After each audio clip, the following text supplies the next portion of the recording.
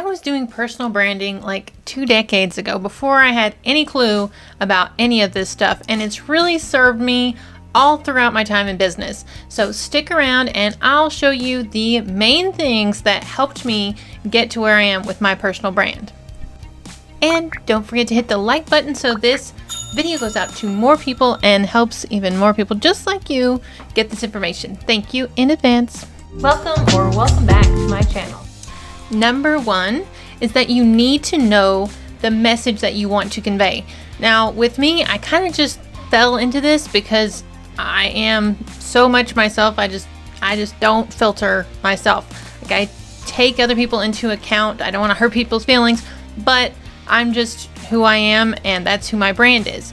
So people started telling me, oh, you're a marketing lady, and like, all this SEO stuff, and affiliate marketing and writing and stuff like that. So they started telling me what they started seeing from me. So thankfully it was actually what I wanted people to see from me, or otherwise then you have to go back and be like, what am I doing that is making people see me like this? And I want them to see me like this, not that.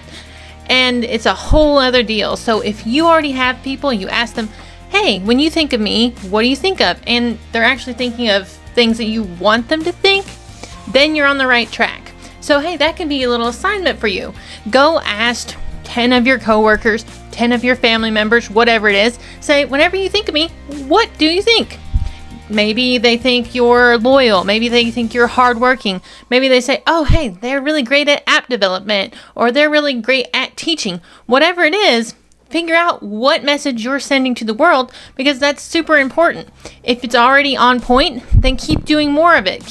Just instead of being like, oh, well, it's already out there, amplify it. How can you share more of that? Maybe you'll create blog posts. Maybe you'll create videos. Maybe you'll go to events and meet people in person.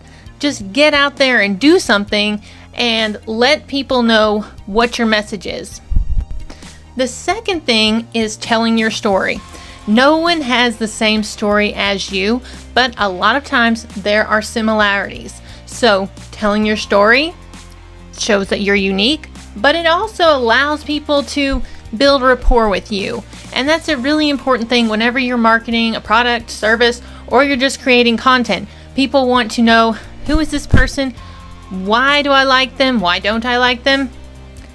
It's just important to share your story. Honestly, I should share my story more. A lot of people don't know that I sold my first business whenever I was 12 years old.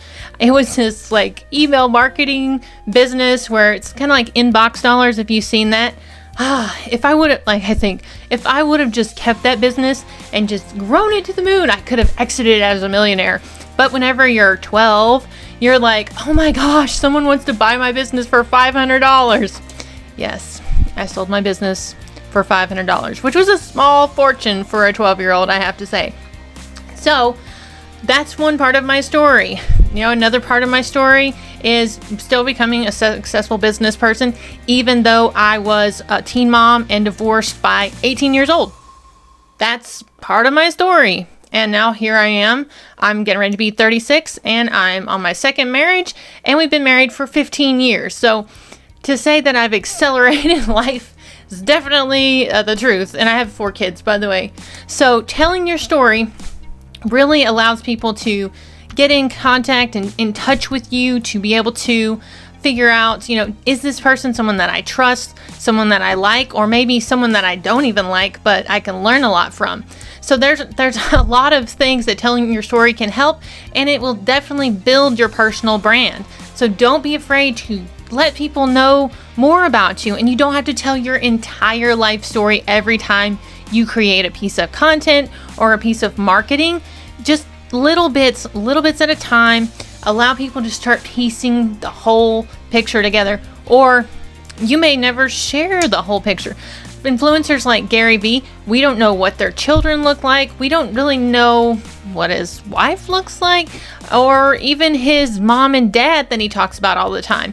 So you can figure out what your story looks like to you, how you want to tell your story, and that will really allow you to set yourself out amongst the crowd as you're doing your personal branding.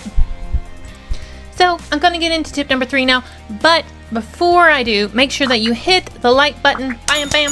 Hit the like button, and that will help it get more people to be able to see it and view it. Thank you, YouTube algorithm. So I appreciate you doing that. But don't leave after the third tip, because I'm actually going to give you a bonus tip, and it's a good one, so don't miss it. So anyway, number 3 is consistent imagery. So if you go to my Facebook, if you go to my Instagram, LinkedIn, or any other, the plethora of social medias, or my website, anywhere, you will see the same picture.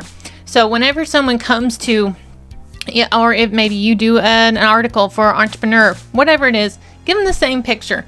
Because whenever you do that, people will recognize that, even if it's not them recognizing it like, oh, I consciously recognize that. It will be a subconscious thing. And if you've already built some rapport with them and given them some value, like, they subconsciously will immediately trust and have a good feeling about that. So use the same imagery and it will really help out. You might have one headshot and you might have one like upper body shot that you use. That's fine. But as much as you can create consistent imagery, that's really going to help your personal brand. Now, this bonus tip is that you must be ready to fail. Yes, we all hate failure. We hate it when people hate us. We hate it when people think that our videos are stupid or think our blog post could have been better. Maybe your grammar's a little crazy. Whatever. It can be really difficult to be like, okay, I'm cool with failing. I don't like it. You probably don't like it. I don't know. Some people, they like it. They're like, yeah, failing means going forward. And I do tell myself that sometimes, but I'm still not a super fan. But that's okay. And a lot of times, what we might think of as failure might not even be failure to another person. So maybe your brand gets misinterpreted and people are like, oh, well, I think that they are mean or rude or whatever it is. You know, it's going to happen. Some people just don't like certain personalities, and you're going to have to get okay with that. There's a gentleman that you may or may not like. This dude gets a lot of hate. Actually, there's 2 dudes that get a lot of hate. Gary Vee and Grant Cardone. They get a lot of hate. And one of the things that I heard Layla Hormozi say she learned from Grant was that he doesn't care if he is liked. He cares if he is known. And that one really struck home for me, because I really like people to like me. I'm like me, please. I'm a likable person. I just don't get it if people don't like me. But I know there are plenty of people out there that are like, wow, what is up with this girl? How much caffeine has she had? I am on my 3rd cup, and yeah, I'm not supposed to probably be drinking caffeine. My nurse practitioner said stop it, but alas, here's the coffee cup. I'm so sorry. Anyway, failure is going to happen. You got to just push through it. Just go through it anyway, because what's on the other side is totally worth it. Now, if you have issues with confidence, I totally get that. I struggle with it myself. I'm going to link a video up here. Click it, go to it, get some confidence boosts going on. And while you're still here, make sure you hit the like button, subscribe, and I can't wait to hear from you. Comment, do all the things. I love it. I love it. I'll reply to you guys. So if you're still here, do all those things. Thank you for sticking around.